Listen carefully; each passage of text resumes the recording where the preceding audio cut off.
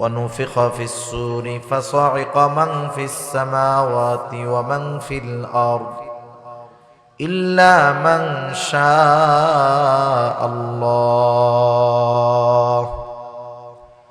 ثم نفخ فيه أخرى فإذا هم قيام ينظرون আল্লাহ রাব্বুল আলামিন জানিয়ে দেন প্রথমবার সিংহায় ফুৎকার দেওয়া হবে ফাসাইকা মান ফিস সামাওয়াতি ওয়া মান ফিল আরদি ইল্লা মান শাআল্লাহ। আল্লাহ তাআলা যা চান, যেগুলো চান সেগুলো ছাড়া আসমান জমিনের মাঝে যা কিছু আছে সব কিছু অজ্ঞান হয়ে যাবে। মুফাসসিরিনে কেরাম বলেন সিংহায় ফুৎকার দেওয়ার পর প্রথমে অজ্ঞান হবে, এরপরে মৃত্যু ঘটবে। এই মানুষগুলা যারা প্রাণী ছিল সব শেষ। আল্লাহ তাআলার আদেশে ইসরাফিল আলাইহিস সালাম পুনরায় দ্বিতীয়বার আরেকটা বার সিংহায় ফুৎকার দিবে। তবে এই দুই সিংহায় ফুৎকারের মধ্যে ব্যবধানের সময় কতটুকু? হযরত আবু হুরায়রা রাদিয়াল্লাহু তাআলা আনহু থেকে বর্ণিত, তিনি বলেন দুই সিংহায় ফুৎকারের মাঝে ব্যবধান হলো 40 পর। প্রথমবার সিংহায় ফুৎকার দেওয়ার 40 পর দ্বিতীয়বার সিংহায় ফুৎকার দেওয়া হবে। জিজ্ঞাসা করা হলো 40 দিন, তিনি বলেন না। 40 সপ্তাহ না, 40 মাস না, 40 বছর না, তাহলে কত 40? মূলত প্রথমবার সিংহায় ফুৎকারের কত বছর পর, কত সময় পর দ্বিতীয়বার সিংহায় ফুৎকার দেওয়া হবে, এই হিসাব মূলত জানেন আল্লাহ রাব্বুল আলামিন। এই হিসাব জানা আছে আল্লাহ তাআলার কাছে নির্দিষ্ট সময়। দ্বিতীয়বার যখন সিংহায় ফুৎকার দেওয়া হবে, আল্লাহ তাআলা বলেন সুম্মা নুফিখা ফীহি উখরা ফাইযা হুম কিয়ামুন ইয়ানদুরুন। দ্বিতীয়বার সিংহায় ফুৎকার দেওয়ার পর যাকে যেখানে কবরস্থ করা হয়েছে, দাফন করা হয়েছে, প্রত্যেকে প্রত্যেকের অবস্থান থেকে দাঁড়ায় যাবে, ডানে বামে তাকাতে থাকবে। আল্লাহ তাআলা আরো এক জায়গায় বলেন ওয়া নুফিখা ফিস সূরি ফাইযা হুম মিনাল আজদাসি ইলা রাব্বিহিম ইয়ানসিলুন। প্রত্যেকে তো প্রত্যেকের অবস্থান থেকে দাঁড়ায়া যাবে, শুধু তাই না, ইলা রাব্বিহিম ইয়ানসিলুন, তারা তাদের রবের দিকে ছুটতে থাকবে। ওই দিনটাই হলো সেই দিন একদল মানুষেরা বলবে ক্বালু ইয়া ওয়াইলানা মান বাআসানা মিন মারকাদিনা,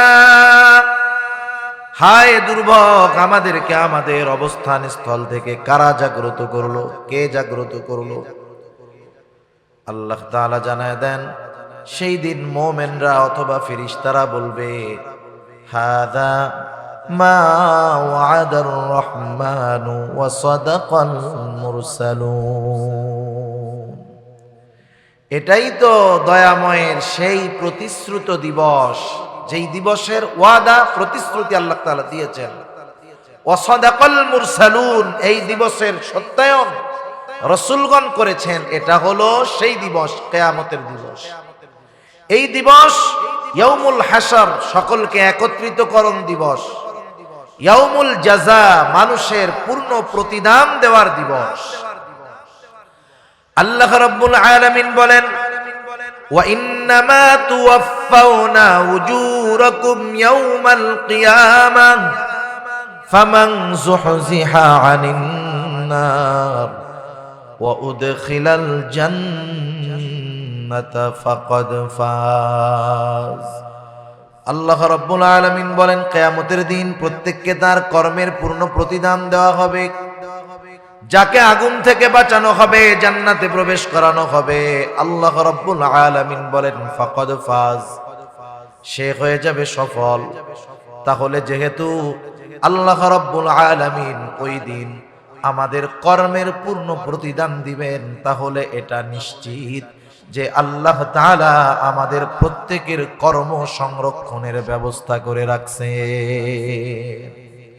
আমাদের প্রত্যেকের কর্ম আল্লাহ তাআলা সংরক্ষণের ব্যবস্থা করেছেন। যে কোনো বিষয়ের জন্য এক নম্বরে সাক্ষীর দরকার হয়। যখন কোথাও কারো নামে মামলা দেওয়া হয় তখন সাক্ষীর দরকার হয় কি হয় না? একে একে যখন একজন আর একজনের কাছে বিচার প্রার্থী হয় তখন বলে না যে দেখেন এই ঘটছে, এই যে এরা দুইজন আমার সাক্ষী। অথবা বিচারক বলে তুমি যে এই ঘটনাটা বললা এই ঘটনার সাক্ষী আছে। তার মানে সাক্ষী বিচার আচারের জন্য গুরুত্বপূর্ণ একটি বিষয়। আমার আপনার কর্মের সবচাইতে বড় সাক্ষী হলেন আল্লাহ। আল্লাহ তাআলা সাক্ষী হিসাবে যথেষ্ট, আল্লাহর সাক্ষী যথেষ্ট। কাফা বিল্লাহি শাহিদা, আল্লাহ তাআলাই তো সাক্ষী হিসাবে যথেষ্ট। কিন্তু এরপরেও আল্লাহ রাব্বুল আলামিন আমাদের কর্মের ব্যাপারে আরো সাক্ষী রেখে দিয়েছেন। আল্লাহ সুবহানাহু ওয়া তাআলা কুরআনুল কারীমের মধ্যে জানায় দেন, কিরামান কাতিবিনা ইয়ালামুনা মা তাফআলুন। আল্লাহ রাব্বুল আলামিন বলেন কিরামান কাতিবিন, সম্মানিত লেখকদ্বয় জানে তোমরা কি আমল করো। এই জানার মাধ্যমে তারা আমাদের কর্মের সাক্ষী। শুধু তাই না, তারা যে দেখে জানে বিষয়টা শুধু এমন নয়। ডান কাঁধের ফেরেশতা যিনি, তিনি আমাদের ভালো কর্মগুলো লিপিবদ্ধ করেন। বাম কাঁধের ফেরেশতা যিনি, তিনি আমাদের মন্দ কর্মগুলো লিপিবদ্ধ করেন। শুধু তাই নয়, আরো একজন ফেরেশতা আল্লাহ তাআলা আমাদের সাথে নিযুক্ত করে রাখছেন। আল্লাহ তাআলা বলেন, মা ইয়ালফিযু মিন কওলিন ইল্লা লাদাইহি রাকীবুন আতীদ। সদা তৎপর একজন ফেরেশতা আমাদের সাথে আছে। মা ইয়ালফিযু মিন কওল, জবান দিয়ে যা আমরা নিক্ষেপ করি, অর্থাৎ যা বলি, বলার সাথে সাথে ওই ফেরেশতা আমাদের কথাগুলোকে রেকর্ড করে ফেলে, সংরক্ষণ করে ফেলে। সুবহানাল্লাহ। বিজ্ঞান কি বলে? বিজ্ঞানের কথা আমাদের কেমন জানি বিশ্বাস হয় বেশি, অথচ বিজ্ঞান যেটা এখনো প্রমাণ করতে ব্যস্ত, আল্লাহ তাআলা সেটা আমাদের অনেক আগেই জানায় দিয়েছেন।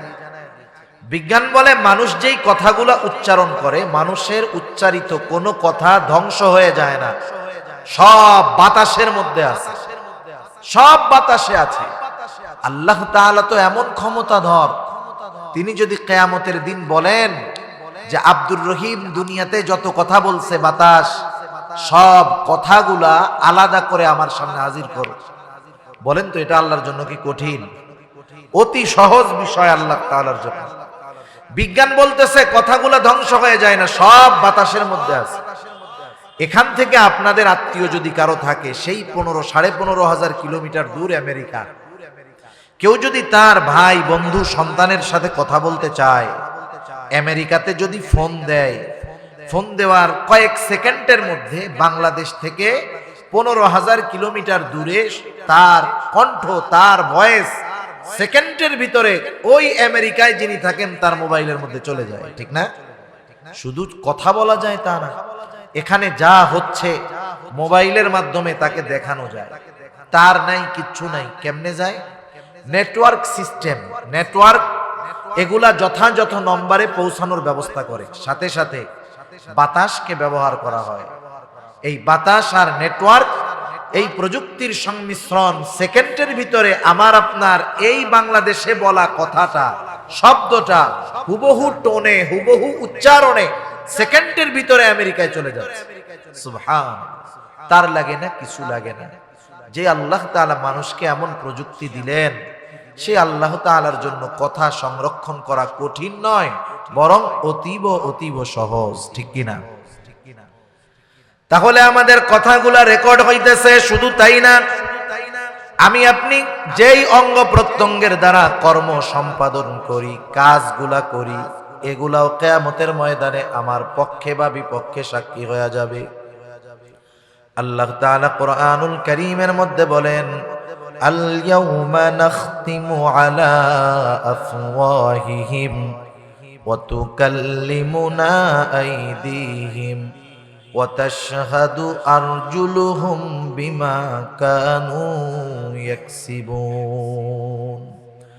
আল্লাহ রাব্বুল আলামিন বলেন, আজকের এই দিন অর্থাৎ কিয়ামতের দিন, নাখতিমু আলা আফওয়াহিহিম, আমি তাদের মুখের উপরে মোহর মেরে দিব, ওয়া তুকাল্লিমুনা আইদিহিম, আমার সাথে কথা বলবে তাদের হাত, ওয়া তাশহাদু আরজুলুহুম, সাক্ষী দিবে তাদের পা, বিমা কানু ইয়াকসিবুন, এই হাত পা দ্বারা তারা কি উপার্জন করেছে। শুধু যে আমার আপনার হাত পা আল্লাহ তাআলার সাথে কথা বলবে এমনটা নয়, বরং আল্লাহ তাআলা আর এক জায়গায় বলেন, শাহিদা আলাইহিম সামউহুম ওয়া আবসারুহুম ওয়া জুলুদুহুম বিমা কানু ইয়ামালুন। আল্লাহ তাআলা বলেন, সাক্ষী দিবে তাদের চোখ, সাক্ষী দিবে তাদের কান, সাক্ষী দিবে তাদের কান, সাক্ষী দিবে তাদের চোখ, সাক্ষী দিবে তাদের চামড়া। এই চোখ, কান, জবান, চামড়া দিয়ে তারা কি আমল করেছে। ৬০-৭০ বছর হায়াতের মানুষ কিংবা বাধা দিয়েছে নাকি? কোনদিন কথাও বলে নাই, বাধাও দেয় নাই, অথচ এই হাত দিয়ে আমি আপনি অপরাধ করাচ্ছি, চোখ দিয়ে অপরাধ করছি, কান দিয়ে অপরাধ করতেছি, এরা কোনো কথা বলে না। কিয়ামতের দিন যখন কথা বলতে দেখবে, যার বিরুদ্ধে কথা বলবে সে তো অবাক হয়ে যাবে। এবার জিজ্ঞাসা করবে, ক্বালু লিজুলুদিহিম লিমা শাহিদতুম আলাইনা, কি চামড়া তোমরা কেন আমাদের বিরুদ্ধে সাক্ষী দাও? তার মানে দুনিয়ায় তো কথা বলতে পারতো না, এখন কেমন করে সাক্ষী দাও, কথা কেমন করে বলতেছ? এইবার ওই অঙ্গ প্রত্যঙ্গ গুলাও জবাব দিবে, ক্বালু আনতাকানাল্লাহ, আজকে আমাদেরকে কথা বলার ক্ষমতা দিয়েছেন কে? আল্লাহ আজকে আমাদের কথা বলার ক্ষমতা দিয়েছেন। ওই সময় ক্ষমতা দেন নাই বিধায় দুনিয়ায় কথা বলবে, কিন্তু আল্লাহ তাআলা আজকে আমাদেরকে কথা বলার ক্ষমতা দিয়েছেন। এজন্য তুমি আমাদের দ্বারা দুনিয়াতে কি অপরাধ সংগঠিত করেছ সব আল্লাহ তাআলার কাছে আমরা বলে দিচ্ছি। একটা মানুষ যদি এই চিন্তাগুলো আমরা সবসময় আমাদের সামনে রাখতে পারি যে হায় হায়, আমি মানুষের সামনে গুনাহ করা, অপরাধ করা, মন্দ কাজ করা, এটাকে কতটা ভয় পাই, অথচ সার্বক্ষণিকভাবে আল্লাহ সুবহানাহু ওয়া তাআলা আমাকে দেখতেছেন, আমার সাথের ফেরেশতারা সর্বক্ষণ আমার সাথে আছে, আমি যাদেরকে দিয়ে অপরাধ করি, অন্যায় করি, তারা আমার বিপক্ষে সাক্ষী। এই চিন্তাগুলা আমরা যতক্ষণ আমাদের মাঝে যথাযথভাবে প্রবেশ করাতে না পারবো, দুনিয়ার আইন, দুনিয়ার কঠোরতা, ওয়াজ নসিহত সহজে আমাদেরকে পাপ থেকে দূরে ঠেলতে পারবে না, পাপ থেকে বাঁচাতে পারবে না। এই চিন্তাগুলা যদি আমাদের মধ্যে না আসে, স্বাভাবিক আপনাদের এলাকার কাউকে যদি বলা হয় যে আপনাকে কিন্তু হাটহাজারী থানা থেকে নজরদারিতে রাখা হয়েছে, খবর আসলো যে আপনি প্রশাসনের নজরদারিতে আছেন, বলেন তো ও ২৪ ঘন্টা টেনশনে থাকবে না? ঘরের মধ্যে থাকলেও চিন্তায় থাকবে, মসজিদে থাকলেও চিন্তায় থাকবে, বাজারে থাকলেও চিন্তায় থাকবে। আমরা কি ২৪ ঘন্টা আল্লাহর নজরদারিতে নাই? দুনিয়ার প্রশাসন তাকে কতটুকু সময় নজরদারি করবে? ঘরের মধ্যে গেছে ল্যাপের তলে দেখবে না, কিন্তু আমি আপনি যত আধারে যাই, যত একাকিত্ব অবলম্বন করি না কেন, আল্লাহ তাআলার নজরের বাইরে কখনো যাওয়ার কোনো উপায় আমাদের নাই। এই চিন্তাগুলা মানুষরে গুনার থেকে বাঁচাইতে পারে। তা যাই হোক, দুনিয়ায় যেই কর্মগুলো আমরা করছি, কিয়ামতের দিন আমাদের কর্মের সাক্ষীও আছে, কর্মের প্রতিদানও আল্লাহ তাআলা দিবেন। এগুলো কিয়ামতের দিন আমলনামা বানানো হচ্ছে, ফাইল আকারে প্রস্তুত হচ্ছে, এগুলা কিয়ামতের দিন আল্লাহ তাআলা ছাইড়া দিবেন। প্রত্যেকের দুনিয়ার আমলনামা, যে দুনিয়ায় যে আমল করেছে, যা যা আমল করেছে, যা বলেছে, যা করেছে, সব লিপিবদ্ধ আছে। প্রত্যেকের আমলনামা প্রত্যেকের কাছে পৌঁছায়া যাবে। আমলনামা ডান হাতে কেউ পাবে, আমলনামা বাম হাতে কেউ পাবে। ডান হাতে আমলনামা যারা পাবে তারা সফল জান্নাতি, বাম হাতে যারা আমলনামা পাবে তারা ব্যর্থ, তারা জাহান্নামী। ডান হাতে যারা আমলনামা পাবে, বিষয়টা কিন্তু এমন নয় যে আমলনামা সামনে আছে, মন চাইলে ডান হাত দিয়া নিলাম, মন চাইলে বাম হাত দিয়া নিলাম, এমন নয়। বরং তার কৃতকর্মই তার আমলনামা ডান হাতে অথবা বাম হাতে পৌঁছায়া দিবে। সে নিতে বাধ্য হবে। যে ডান হাতে আমলনামা পেয়ে যাবে সে খুশি। সে ডান হাতে আমলনামা পাওয়ার পর কতটা খুশি হবে, আল্লাহ তাআলা কোরআনুল কারীমের মধ্যে বলেন, ফাআম্মা মান উতিয়া কিতাবাহু বিয়ামিনি ফায়াকুলু হাউমু করাউ কিতাবিয়া ইন্নী যানানতু আন্নী মুলাকিন হিসাবিয়া। আল্লাহ রাব্বুল আলামিন জানায় দেন, ডান হাতে যে আমলনামা পাবে কতটা খুশি সে হবে। আমরা ছোটবেলায় যখন স্কুলে পড়েছি, আমাদের সময় শুধু কোন বিষয়ে কত মার্ক এটা জানায়া দেওয়া হতো না। আমাদের সময় পরীক্ষার উত্তরপত্রটাও আমাদেরকে দিয়ে দেওয়া হতো।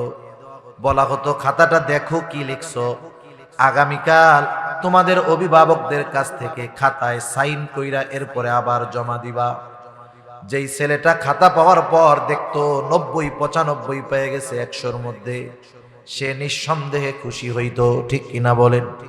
বন্ধুদেরকে তার খাতাটা দেখাইতো যে দেখো আমি অঙ্কে 95 পেয়েছি, ইংরেজিতে 90 পেয়েছি। খুশিতে সে বন্ধুদেরকে বলতো, দেখো আমার খাতা পড়া দেখো কত সুন্দর লিখছি। ডান হাতে যে আমলনামা কিয়ামতের ময়দানে পাবে, আল্লাহ তাআলা বলেন সেও বলবে, এই তো আমার কিতাব, পড়ো তোমরা। ফায়াকুলু হাউমু করাউ কিতাবিয়া। এখন ডান হাতে আমলনামা সে পাইলো কেন, এর কারণটাও কেমন জানি সে বলে দিবে। প্রশ্ন করে না, বন্ধু তুমি 90 কেমনে পাইলা? আমরা তো 60, 70, 50 পাইতে কষ্ট হয়েছে। সে তখন কি বলে, শোনো আমি ঠিক মতো লেখাপড়া করছি, তোমরা রাত 10টায় ঘুমিয়ে গিয়েছ, আমি 12টা পর্যন্ত এগুলা পড়ছি। আর আমার দৃঢ় প্রত্যয় ছিল যে লেখাপড়া যদি আমি করি তাইলে আমি 90-এর উপরে মার্ক পাবো, এই জন্যই তো 90 পাইছি। ডান হাতে আমলনামা যিনি পাইলেন তিনি বলবেন, ইন্নী যানানতু আন্নী মুলাকিন হিসাবিয়া। আমি এই ব্যাপারে দৃঢ় ধারণা রাখতাম, দৃঢ় বিশ্বাস রাখতাম যে আমাকে হিসাবের মুখোমুখি হতে হবে, হিসাবের মোলাকাত হতে হবে, তথা আমার দুনিয়ার কর্মের হিসাবের মুখোমুখি জবাবদিহিতার কাঠগড়ায় আমাকে দাঁড়াতে হবে। দুনিয়ায় এই ব্যাপারে আমার দৃঢ় বিশ্বাস ছিল বিধায় আমি আমার কর্মগুলো ভালো করেছি, নেক আমল করেছি, যার কারণে আজকে আমি ডান হাতে আমলনামা পেয়ে গেছি। আর একদল বাম হাতে আমলনামা পাবে। বাম হাতে যারা পাবে এদের আমলনামা বুক চিরে বাম হাতটাকে পেছন দিকে নেওয়া হবে, বাম হাতের মধ্যে আমলনামা দেওয়া হবে। বাম হাতে আমলনামা প্রাপ্ত মানুষগুলার বক্তব্য কি হবে আল্লাহ তাআলা বলেন, ও আম্মা মান উতিয়া কিতাবাহু বিশিমালি ফায়াকুলু ইয়া লাইতানি লাম উতা কিতাবিয়া ওয়ালাম আদরি মা হিসাবিয়া। বাম হাতে আমলনামা যে পাবে সে বলবে, ইয়া লাইতানি লাম উতা কিতাবিয়া, হায় রে আমার দুর্ভোগ, আমি যদি এই আমলনামা না পাইতাম কতই না ভালো হতো, আমি যদি আমার হিসাবের ব্যাপারে না জানতাম কতই না ভালো হতো। আফসোস করবে, কিন্তু করার কোনো কিছু নাই, কারণ বাম হাতে আমলনামা পেয়ে গেল, ঠিকানা হবে তার জাহান্নাম। তাহলে ডান হাতে যারা আমলনামা প্রাপ্ত হবে জান্নাতি, বাম হাতে আমলনামা পেল জাহান্নামী। জান্নাতীরা জান্নাতে যাবার পরে দুনিয়ার মধ্যে যাদের সাথে তার পরিচয় ছিল, জানাশোনা ছিল, জান্নাতে গিয়ে সবাইকে খুঁজতে থাকবে। কিয়ামতের ময়দানে প্রত্যেকেই চিন্তিত, পেরেশান, ভীত। কেমন ভীত? কিয়ামতের ময়দানে প্রত্যেকটা মানুষ নিজের চিন্তায় বিভোর থাকবে। ভাই ভাইয়ের থেকে পলায়ন করবে, পিতা মাতার থেকে পলায়ন করবে, স্বামী স্ত্রী সন্তানদের থেকে পলায়ন করবে, কেউ চাইবে না কিয়ামতের ময়দানে তার আপন ভাইয়ের সাথে দেখা হয়ে যাক, কেউ চাইবে না স্ত্রী সন্তানের সাথে দেখা হয়ে যাক, কেউ চাইবে না মা বাবার সাথে দেখা হয়ে যাক। প্রত্যেকে লুকায়া লুকায়া থাকবে, নিজের চিন্তায় বিভোর থাকবে।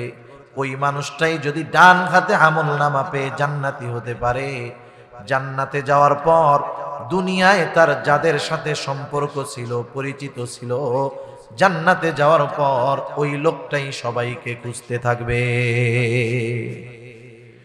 কিয়ামতের ময়দানে পেরেশান, চিন্তিত, ভীত। জান্নাতে যাওয়ার পরে আর চিন্তা নাই, কারণ সেখানে শুধু সালাম সালাম, শান্তি আর শান্তি। এবার সে সব পরিচিত জনকে খুঁজবে, কোথায় আমার ভাই, কোথায় আমার মা, কোথায় আমার বাবা, কোথায় সন্তান, কোথায় আমার সেই বন্ধু বান্ধব, সবাইকে সে খুঁজবে। বলেন তো, খুঁজবে ঠিকই, কিন্তু সবাইরে কি সে জান্নাতে পাবে? সবাইকে জান্নাতে পাবে না তো। কারণ দুনিয়ার অনেক কাছের মানুষ, কাছের বন্ধু হয়তো বাম হাতে আমলনামা পেয়েছে, বদআমলের কারণে সে জাহান্নামে চলে গেছে। এজন্য আল্লাহ তাআলা জানায়া দিয়েছেন প্রত্যেকটা মানুষ তার কর্মের নিকটে দায়বদ্ধ।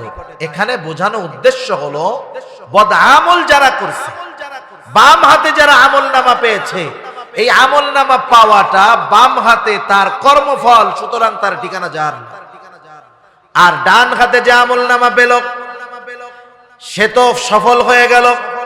এজন্য আল্লাহ তাআলা বলেন, কুল্লু নাফসিম বিমা কাসাবাত রহিনা ইল্লা আসহাবাল ইয়ামিন ফি জান্নাতি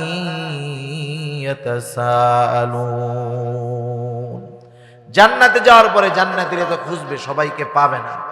তাফসীরে ইবনে কাসীরের মধ্যে আসছে আল্লাহ তাআলা জান্নাতি আর জাহান্নামীদের মধ্যে দেখা ও কথাবার্তার ব্যবস্থা করে দিবেন। সুবহানাল্লাহ। জান্নাতীরা জাহান্নামীদের অবস্থা দেখবে, জাহান্নামীরা জান্নাতীদের অবস্থা দেখবে। জান্নাতীরা দেখবে যে জাহান্নামের মধ্যে তাদের অনেক পরিচিত জন, বন্ধু বান্ধব শাস্তি ভোগ করতেছে। মানুষ যখন কষ্ট দেখতে পারে তখন সে যে অবস্থায় থাকে ওইটা তার কাছে শান্তির লাগে। মনে করেন আমাদের কাছে অনেক ঠান্ডা লাগতেছে, এখন শীত লাগতেছে না? আপনি যদি চট্টগ্রাম শহরে যান, দেখবেন রাস্তার ফাঁকে ফাঁকে আইল্যান্ডের মাঝে কিছু মানুষ শুয়ে আছে। আমাদের তো কান ঢাকার রুমাল আছে, গায়ে দেওয়ার সোয়েটার আছে, ওর ওইটাও নাই। ওই দৃশ্য দেখার পরে যতই শীত থাক, আমার আপনার শীত আর থাকবে না। কেন? ওই কষ্ট দেখে আমি যেই অবস্থায় আছি, এই নিয়ামতের কদর আমি তখন বুঝতে পারবো। তখন আল্লাহ তাআলার দরবারে নেককার বান্দা হলে এমনিই বলবে আলহামদুলিল্লাহ। হায় হায়, চিন্তা করি যে আমার কত কষ্ট, অথচ আমার চাইতে কত কষ্টে মানুষ আছে, আল্লাহ আমারে খুব ভালো রাখছে। জান্নাতীরা যখন জাহান্নামীদের ওই অবস্থা দেখবে, দেখবে তার প্রিয়জন, বন্ধু, আত্মীয় স্বজন জাহান্নামের মধ্যে কঠিন শাস্তি ভোগ করতেছে। এই দৃশ্যটা দেখার পর জান্নাতের নিয়ামত যেই লোকটা পেল, আল্লাহ তাআলার প্রতি তার কৃতজ্ঞতার মাত্রা আরো বেড়ে যাবে।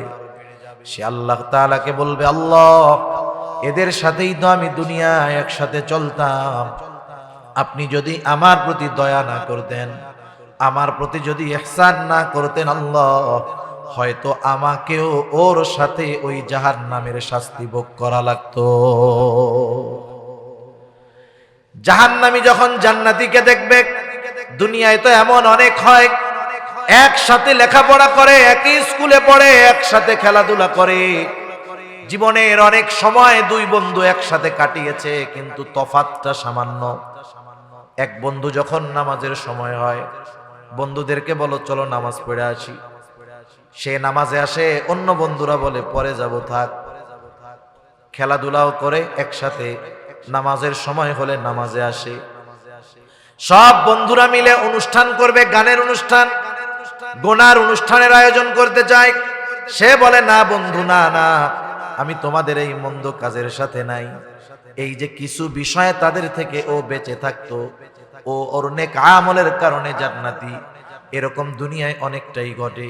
ওই জাহান্নামীরা যখন দেখবে তাদের বন্ধুরা জান্নাতি, আফসোস করবে আর বলবে, আহারে, আমি যদি সর্বক্ষণ ওর সাথে চলতাম, ওর কথা মানতাম, তাহলে আমিও ওর সাথে জান্নাতের নিয়ামতে ভোগ করতে পারতাম। আফসোস, আফসোস মানুষের কষ্ট বাড়িয়ে দেয়।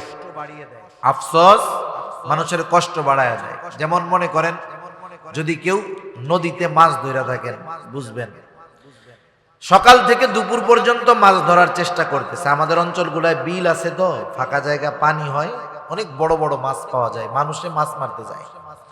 মনে করেন সকাল থেকে দুপুর পর্যন্ত সে পরিশ্রম কইরা একটা মাছও পায় নাই। কষ্ট হইছে না? তার কষ্ট হইছে।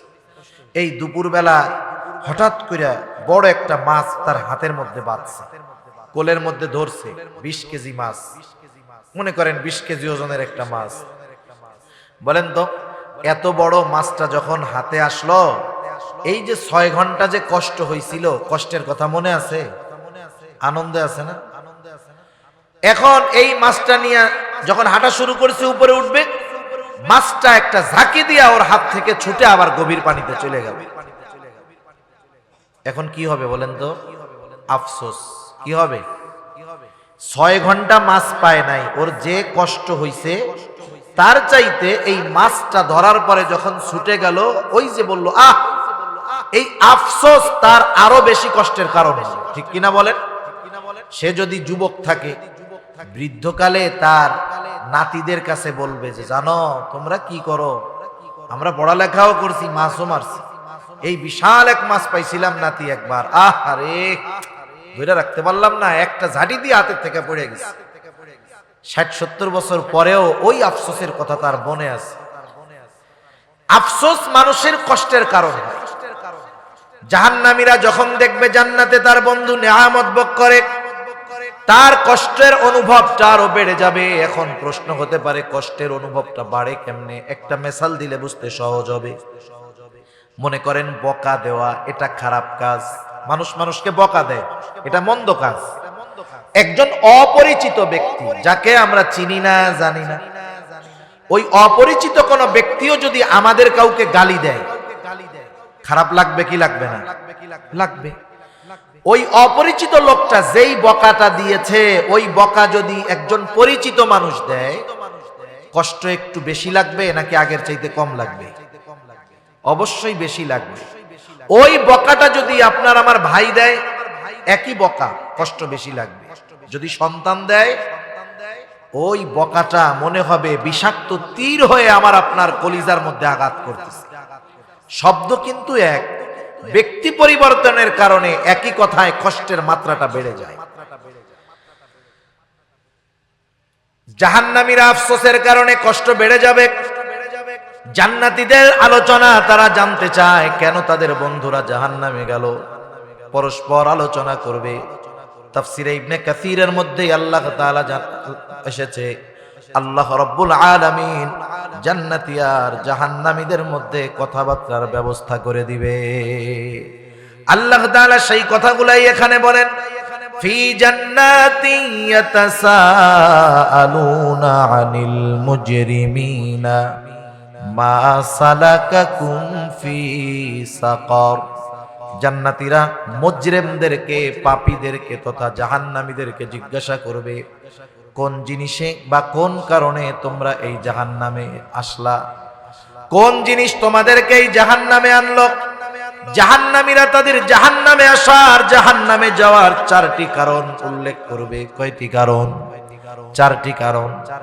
বিষয় হলো, যেহেতু জাহান্নামীরা যেই 4টি কারণের কথা এই সূরার আলোকে আল্লাহ তাআলা আমাদের জানায়া দিলেন, আমাদের করণীয় হলো ওই কারণগুলো যদি আমাদের কারো মধ্যে থাকে, ওগুলো নিজেদের থেকে বের করে ফেলা। কারণ ওই কারণে জাহান্নামে যাওয়া লাগবে। জাহান্নামীরা এবার বলবে, ক্বালু লাম নাকু মিনাল মুসাল্লিন। 1 নাম্বার কারণ, আমরা মুসল্লি ছিলাম না, মুসল্লি ছিলাম না। মুসল্লি কাকে বলে? সপ্তাহে একদিন মসজিদে গেলে সে মুসল্লি নাকি? আরে প্রকৃত মুসল্লি যে, সে তো আল্লাহ তাআলার আরশের ছায়ায় স্থান পাবে। রাসূল আকরাম সাল্লাল্লাহু আলাইহি ওয়াসাল্লাম জানিয়ে দেন, কিয়ামতের দিন সূর্যটা একেবারে নিকটে হয়ে যাবে। কোথাও কোনো ছায়া থাকবে না আরশের ছায়া ছাড়া। নবীজি বলেন সেই দিন ওই আরশের ছায়ায় 7 শ্রেণীর মানুষ স্থান পাবে। এর মধ্যে এক শ্রেণীর মানুষ হলো রাজুলুন কলবুহু মুআল্লাকুম বিল মসজিদ, ওই ব্যক্তি যার অন্তর সর্বদা মসজিদের সাথে থাকতো। একটু বলেন তো, যার অন্তর সর্বদা মসজিদের সাথে, ওই লোকটা নামাজের সময় হলে নামাজ ছাড়তে পারে? দুনিয়ার শত ব্যস্ততা থাক, সে সব ব্যস্ততাকে উপেক্ষা করে আগে নামাজে হাজির হবে। ঠিক কিনা বলে? আমাদের মানুষদের অনেক ভুল ধারণা আছে। আপনারা তো আলেমদের সংস্পর্শে থাকেন, অনেক কিছু বুঝেন, জানেন।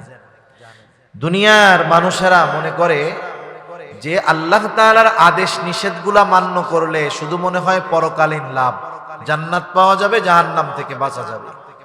আসলে বিষয়টা এমন নয়। কোন ব্যক্তি যদি আল্লাহ তাআলার আদেশ নিষেধ, শরীয়তের বিধিবিধান দুনিয়াতে পরিপূর্ণভাবে মানতে পারে, তাহলে দুনিয়ারও লাভ আছে, আখিরাতেরও লাভ আছে। যেমন আমাদের সমাজের অধিকাংশ মানুষ কিন্তু মুসল্লি নয়, বেনামাজি। যেই মসজিদটা 5 তালা, জুমার দিন মসজিদ ভরে রাস্তায়ও জায়গা থাকে না ঢাকা শহরে, ওই মসজিদটাতেই ওই দিন আসরের নামাজে নিচের তালা 2 কাতারও ভরে না। এরকম অবস্থাই আমাদের ঢাকাতে এই অবস্থা।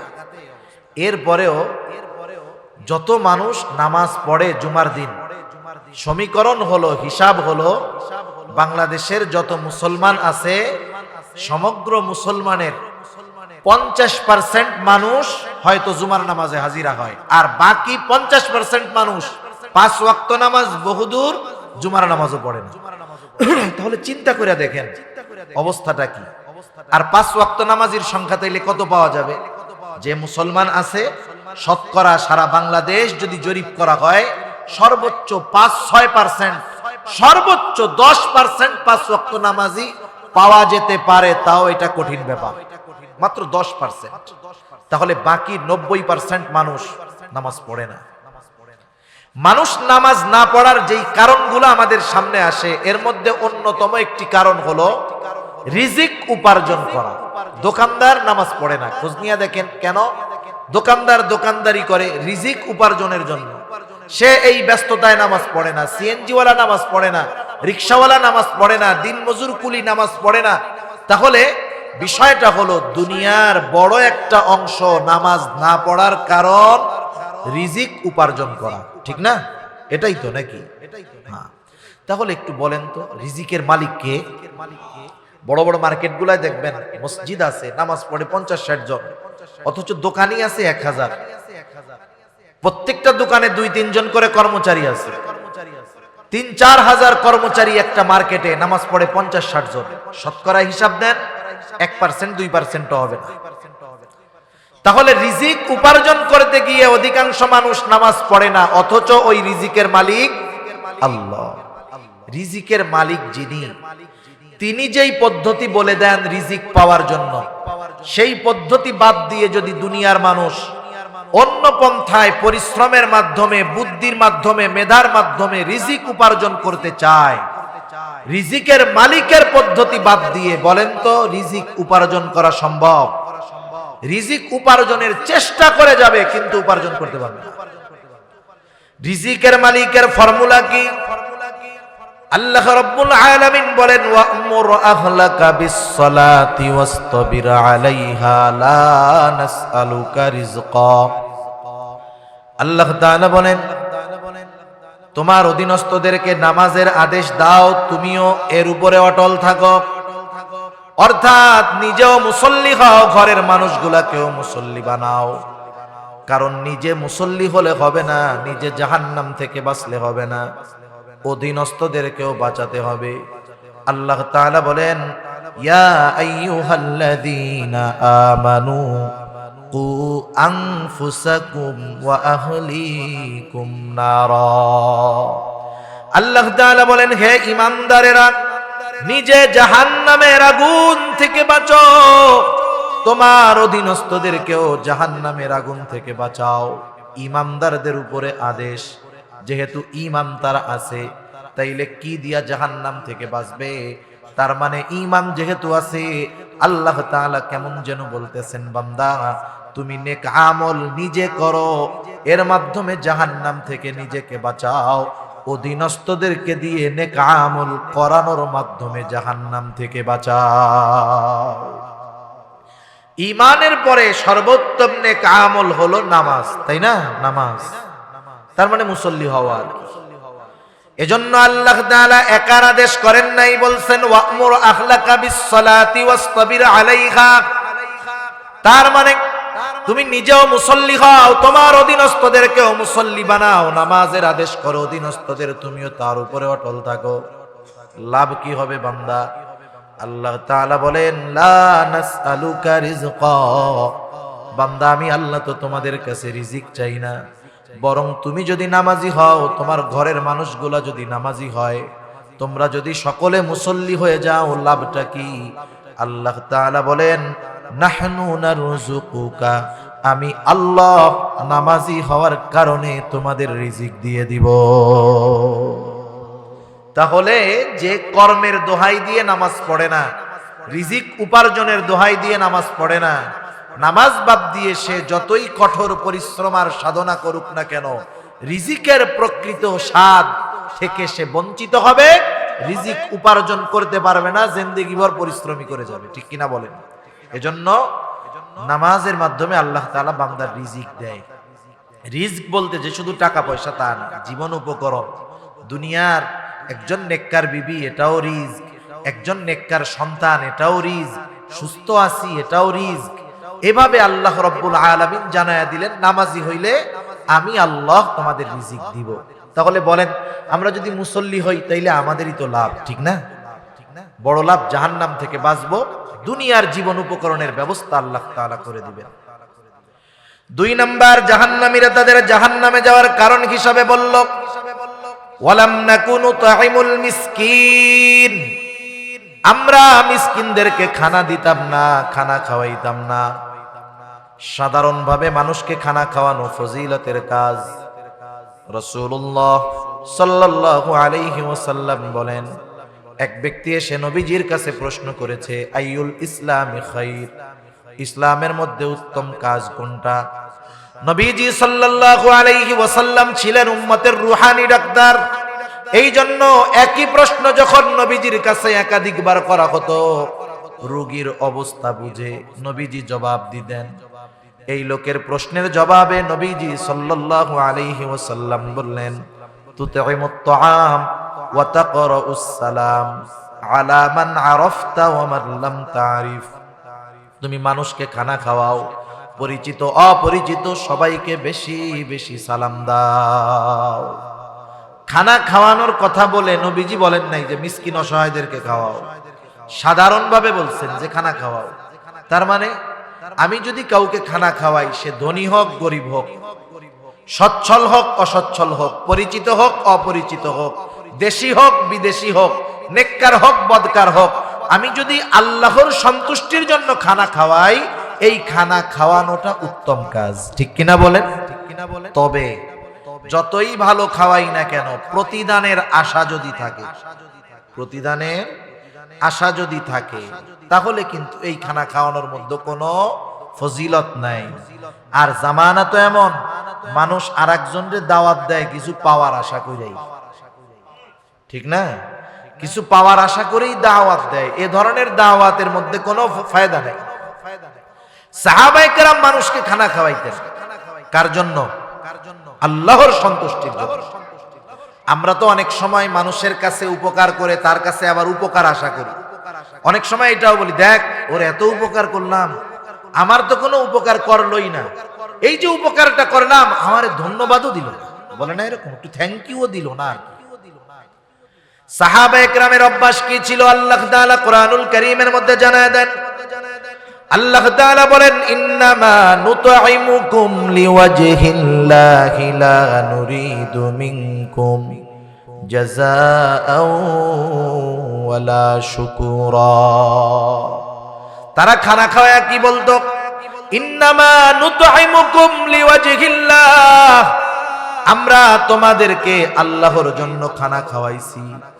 যেহেতু খাবারটা আল্লাহর জন্য খাওয়াইছি, লা নুরিদু মিনকুম জাযাআ, আমরা তোমাদের কাছে কোনো প্রতিদান চাই না। প্রতিদান তো বহুদূর, ওয়ালা শুকুরা, আমরা তোমাদের কাছে কৃতজ্ঞতাও আশা করি না, ধন্যবাদও চাই না।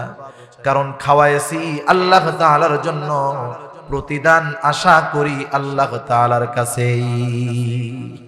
সেজন্য আমরা মানুষকে খানা খাওয়াবো, সেটা বিবাহের অনুষ্ঠান হোক, অন্য অনুষ্ঠান হোক। কার জন্য? আল্লাহর জন্য। আপনাদের এলাকায় সিস্টেম আছে কিনা জানি না, বিবাহ খাওয়া খেয়ে টাকা দেওয়া নেওয়ার অভ্যাস আছে? এগুলো আছে এদিকে? একটু বলেন না। আছে? এটা খুব বদ অভ্যাস, এটা খুব বদ অভ্যাস।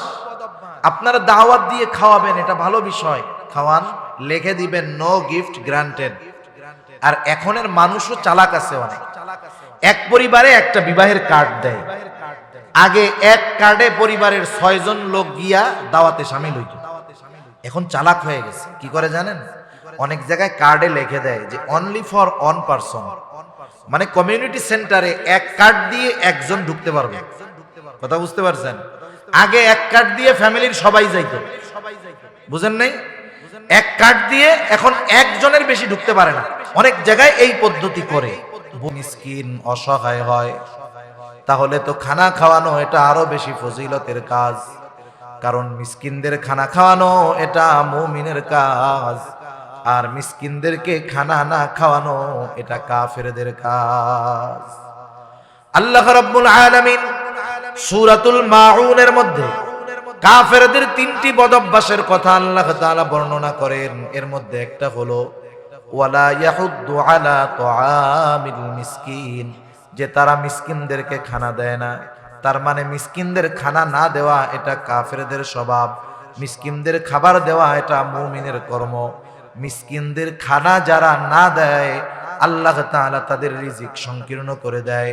মিসকিনদের খানা দিলে আল্লাহ তাআলা রিজিক প্রশস্ত করে দেয়।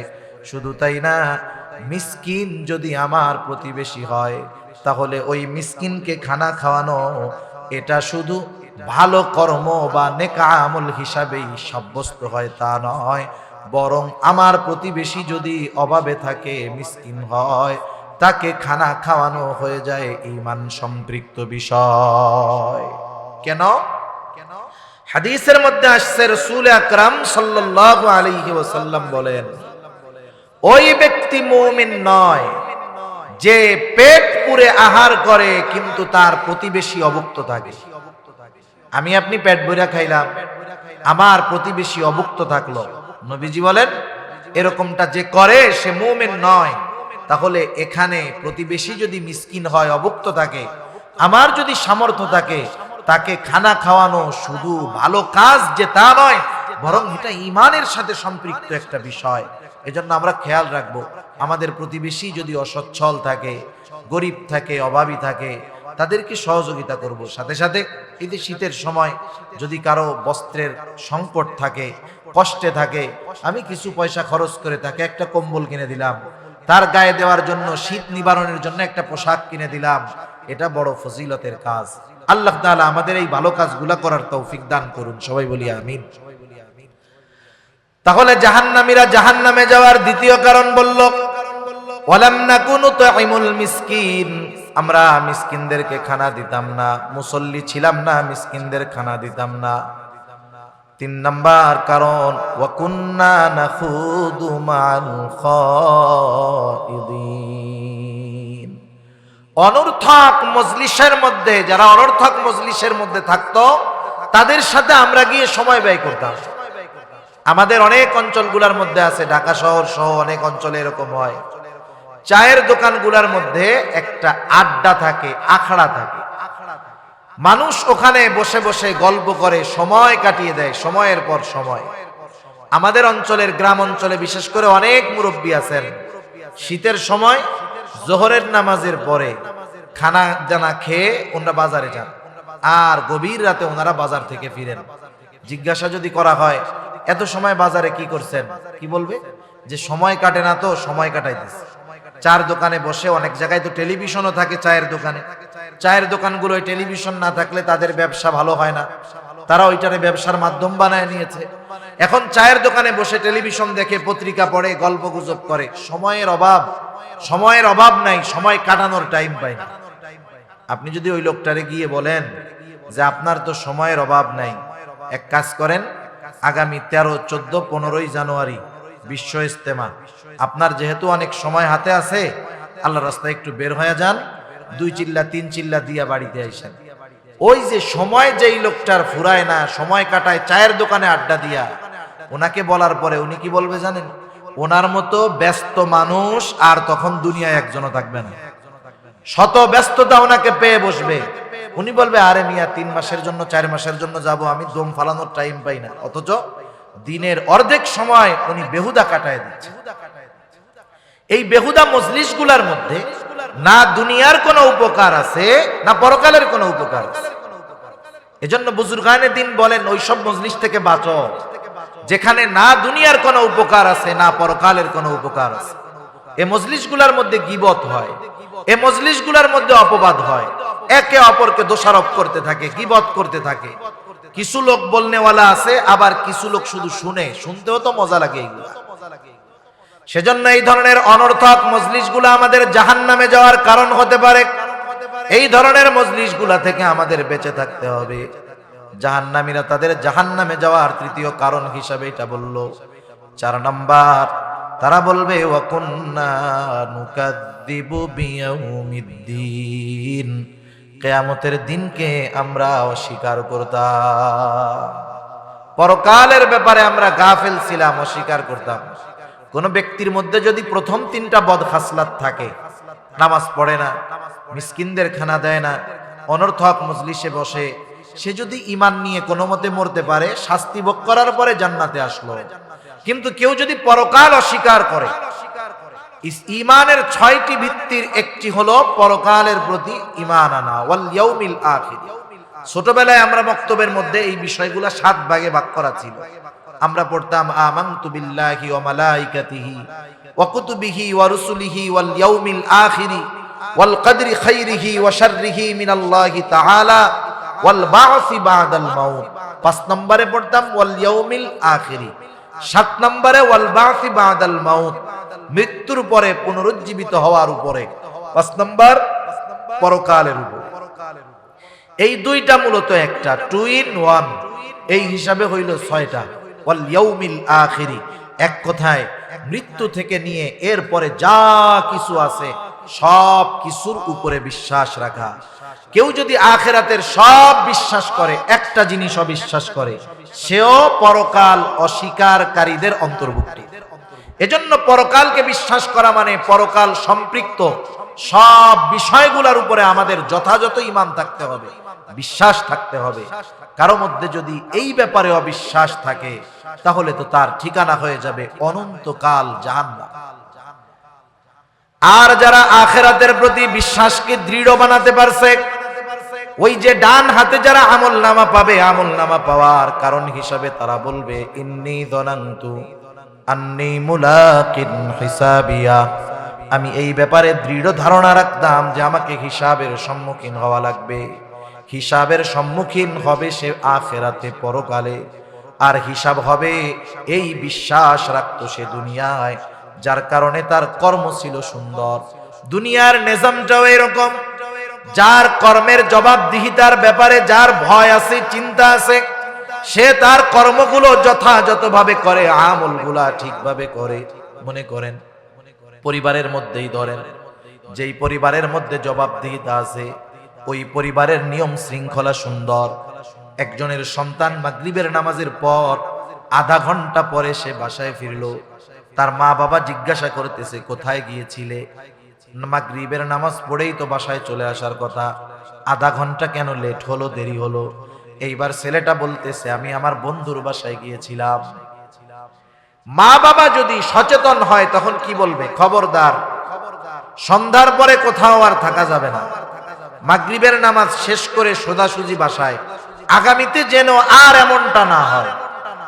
এই যে সে যে কাজটা করলো, এই কাজের ব্যাপারে তার জবাবদিহিতা করতে হলো। বলেন তো, ভবিষ্যতে এই ধরনের কাজ করার ব্যাপারে সে অবশ্যই চিন্তা ভাবনার মধ্যে থাকবে, চিন্তা করবে এ ধরনের কাজ বাজ দরকার নাই। কেন?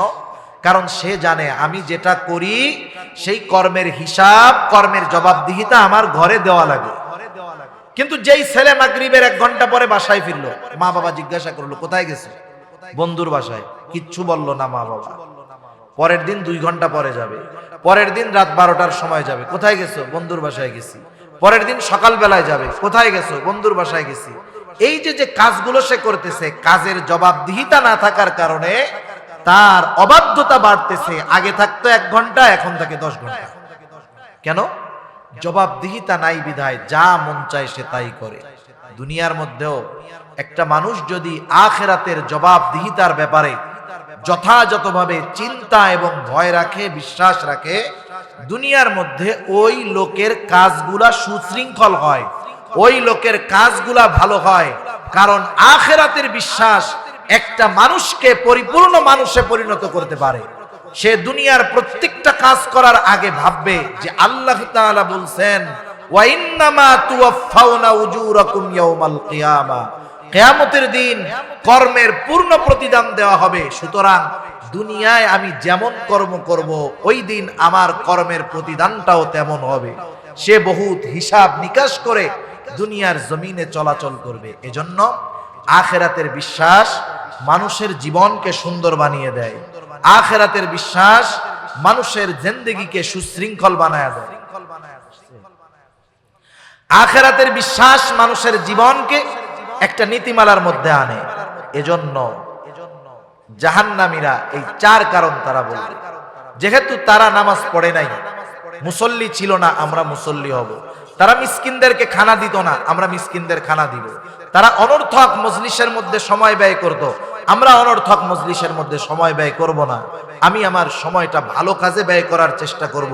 কোরআনুল কারীম তিলাওয়াত করব, হাদিস পড়ব, ফাজাইলে আমল পড়ব। আমি নিজে পড়তে পারি না, মাদ্রাসার অভাব নাই, মিখল মাদ্রাসায় চলে যাবেন, একটু পড়া শুনলেন, হেফজখানা যেখানে আছে হাফেজদের পড়া শুনলেন। এতে যদি সময়গুলা এভাবে ভালোভাবে ব্যয় করতে পারি, এই সময়গুলো কিয়ামতে আমার কাজে লাগবে। তা যাই হোক, ওরা বলতেছে এভাবে চলতেছে জীবন। কিয়ামতের প্রতিও আমরা উদাসীন ছিলাম, গাফেল ছিলাম। এভাবে চলতেছে জীবন। হায়াত তো ফুরায়া যাবে নাকি? নির্দিষ্ট সময় এবার এসে হাজির। হাত্তা আতানাল ইয়াকিন, মৃত্যু এসে হাজির হয়ে গেল, তথা মরণ চলে আসলো। আমরা আর তওবা করার সুযোগ পেলাম না, ভালো কাজ করতে পারলাম না। এখন ঠিকানা হয়ে গেল আমাদের জাহান্নাম। একটা মানুষ মৃত্যুর পর তার কর্মের ব্যাপারে আফসোস করে, প্রত্যেকটা মানুষ আফসোস করে, কিন্তু মরার পর আফসোস করে এটা দুনিয়ার মানুষ জানে না, দেখে না। কিন্তু আল্লাহ রাব্বুল আলামিন মৃত্যুর পরে যে মানুষ আফসোস করে সেই খবর আমাদেরকে জানায় দিয়েছেন। আল্লাহ রাব্বুল আলামিন বলেন وأنفقوا مما رزقناكم من قبل أن يأتي أحدكم الموت فيقول ربي لولا أخرتني إلى أجل قريب فأصدق وأكن من الصالحين। আল্লাহ রাব্বুল আলামিন বলেন আমি তোমাদেরকে যেই রিজিক দিয়েছি মৃত্যু আসার পূর্বে সেগুলার থেকে তোমরা ব্যয় করো, খরচ করো। মৃত্যু আসার পূর্বে, এরপরে মানুষ যদি মারা যায়, খরচ যদি না করে, ভালো কাজ যদি না করে, ওই মৃত ব্যক্তি আল্লাহ তাআলার কাছে আফসোস করে, কিন্তু সেই আফসোসের খবর আমাদের কাছে নাই। আল্লাহ তাআলা জানায়া দিয়েছেন, এই জন্য আমরা জানতে পারলাম।